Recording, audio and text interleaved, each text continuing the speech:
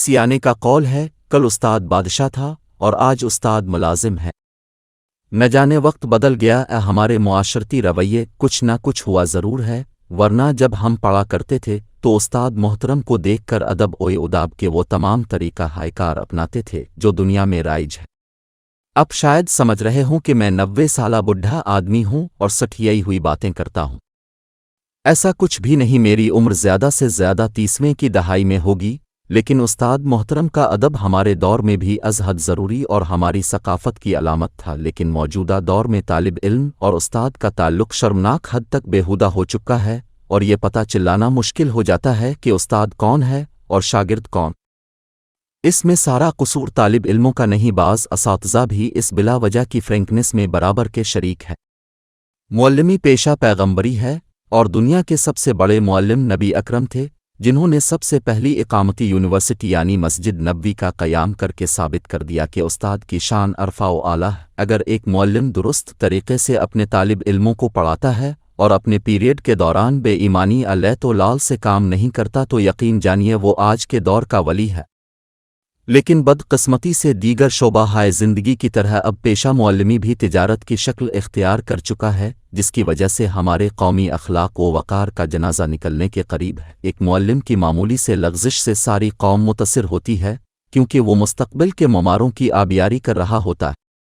موجودہ دور میں استاد اور شاگرد کا رشتہ نہایت ہی عجیب و غریب شکل اختیار کرتا جا رہا ہے، اور ستم یہ کہ اس کی توضیح کے لیے دونوں فریقین کے دلائل یہ ہے کہ اب وہ دور نہیں رہا جب شاگرد اساتذہ کرام کے تابع فرمان ہوتے تھے۔ اس سب کے نتیجے میں استاد اپنی عزت و توقیر کھو بیٹھا اور طالب علم علم کی روشنی سے محروم ہوتا جا رہا ہے۔ بے شک طالب علموں کے پاس ڈگریاں موجود ہوں گی، لیکن علم کے بغیر ڈگریاں بے معنی سی معلوم ہوتی ہیں۔ آج ہی کے طلباء اور اساتذہ کے لیے شاید اقبال یوں کہہ گئے، شکایت ہے مجھے عرب مجھے خدا وندان نمک سے سبق شاہین بچوں کو دے رہے ہیں۔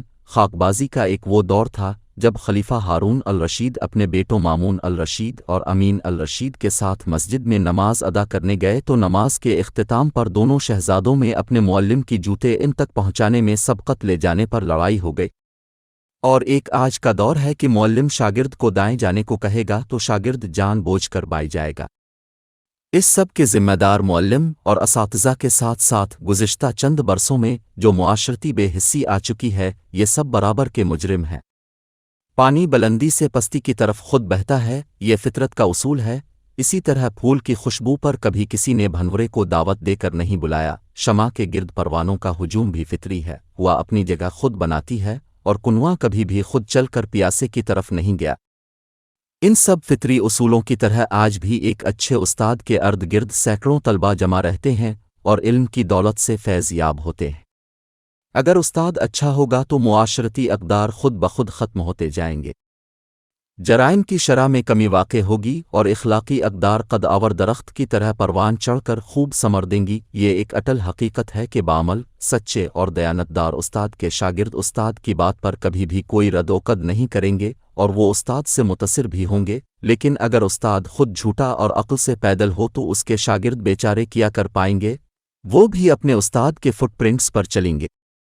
موجودہ دور کا استاد اولا تو ادارے میں کسی چاچے مامے کی آشیرواد سے صرف یکم سے یکم سکول جاتا ہے اور تنخواہ وصول کر کے واپس پلٹ جاتا ہے، یا پھر وہ صرف حاضری لگانے کی غرض سے سکول جاتا ہے۔ یاد رکھیں، دنیا مکافات عمل ہے۔ سکول میں پڑھنے والے بچے ہمارے اپنے بچوں کی مانند ہوتے ہیں۔ اگر ہم ان کے مستقبل کو داؤ پر لگائیں گے تو ہمارے بچے خود بخود خدا کی بے آواز لاٹھی کی زد میں آ جائیں گے، اور اپنے اس کا مشاہدہ بھی کیا ہوگا۔ میں نے تو بے شمار اساتذہ کے بچوں کو معاشرے کا بوجھ بنتے اپنی آنکھوں سے ملاحظہ کیا ہے۔ حضرت واصف علی واصف نے کیا خوب کہا، اگر استاد اہل ہے اور مخلص بھی ہے تو وہ ولی ہے۔ اس میں کوئی مبالغہ آرائی بھی نہیں کہ ایک لائق اور محنتی استاد رزق حلال کی جستجو میں صبح سے شام کرتا ہے، اور ایسا رزق حاصل کرتا ہے جس سے دوسروں کو علم کی دولت سے بہراور بھی کرتا ہے۔ اگر اس کے عقائد درست ہوں اور وہ شریعت کا پابند ہو تو وہ بلا شبہ ولی ہے۔ باب العلم حضرت علی المرتضیٰ نے فرمایا، جس نے مجھے ایک حرف سکھایا قیامت کے دن وہ میرا آقا گردانا جائے گا۔ اب آپ خود اندازہ کیجئے کہ علی المرتضیٰ جیسے عالی شان صحابی ایک لفظ سکھانے والے کو آقا مانتے ہیں تو استاد کا درجہ کس قدر عظیم ہوگا۔ آج معذرت کے ساتھ ڈرائیور بھی استاد، موچی بھی استاد، میکینک بھی استاد، حجام بھی استاد۔